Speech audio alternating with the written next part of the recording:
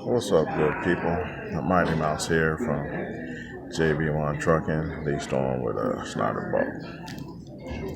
I'm here in the driver's lounge in Charlotte. This is where I've been sleeping the last 2 days. I had a tablet put in my truck. Well, I didn't. I had a Qualcomm in the tablet. And they basically wanted me to upgrade, which I don't know why, but they told me I had to put this new tablet in my truck. So when I was in Gary at the OC, they put the tablet in my truck, and when I got my truck back, check engine light was on, speedometer stuck on 90, like stuff showing that they did something wrong. I came back so they could check it out. Couldn't really figure it out. I had a load, so all right, I'm good. Went down to Dallas, and they were like, well, it's going to take a little while. But I'm not really tripping because I'm thinking it's the tablet.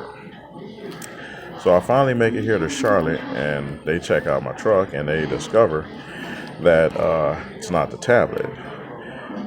They installed it improperly, and they shorted out my ICU, as well as my J1939 harness, which is the main harness, because instead of using a installation kit, they decided to tap into some wires. And if any you know about a CAN bus system, which is essentially what it is, you can't just go tapping into stuff. You change the reference signals, voltage signals, and what it does is give everything wrong information. So my adaptive cruise doesn't work, my cruise is off, speedometer stuck on 90 miles per hour, check engine light on, ABS light on.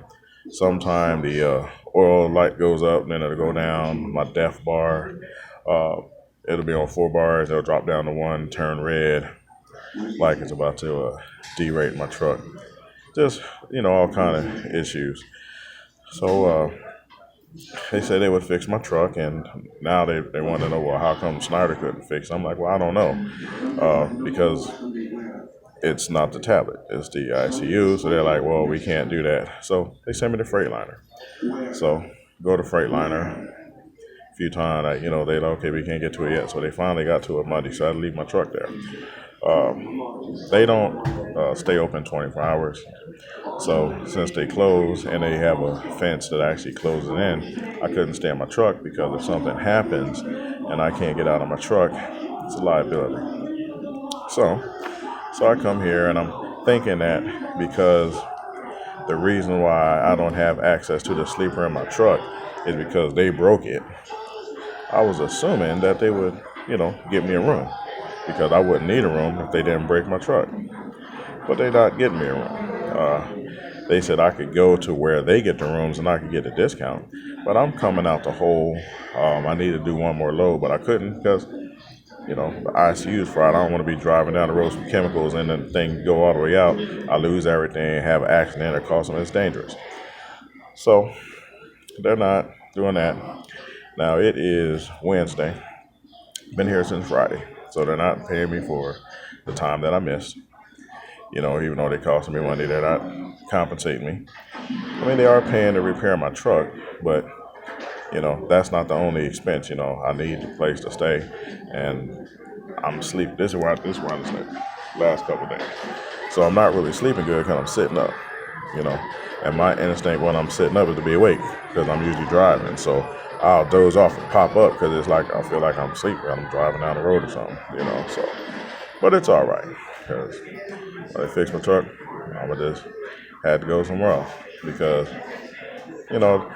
they have plenty of money, to where they could get me a room, or at least compensate me so that I can get it, you know.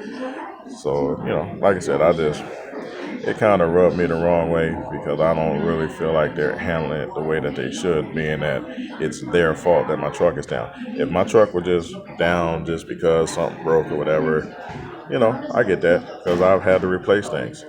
But when I have to replace stuff because they make me put something in my truck that I don't need because my other system worked perfectly fine. They just want to put that one in there and then they install it wrong and mess my truck up and I'm inconvenienced like this. I'm not making any money.